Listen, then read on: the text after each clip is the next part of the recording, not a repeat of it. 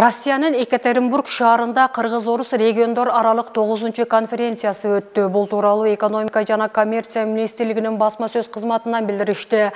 Маалыматка караганда, аны Кыргыз Республикасынын экономика жана коммерция министрлиги менен Россия Федерациясынын экономиканы өнүктүрүү министрлиги уюштурду.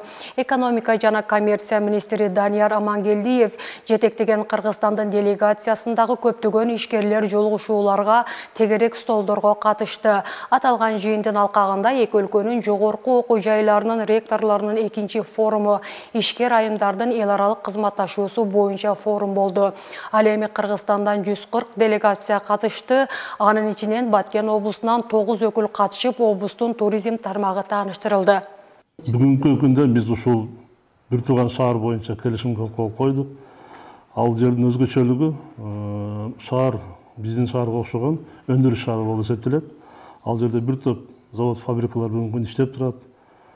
Союз убагында эле биздин шаар өндүрүш шаары болгон. 16дан 20га жакын бир өндүрүш ишканалар иштеп турган, мынакей мясокомбинатыбыз, молочный заводдорубуз иштеп турганда, ал жерде азыркы күндө ушул ишканалар толук кандуу иштешип атат да.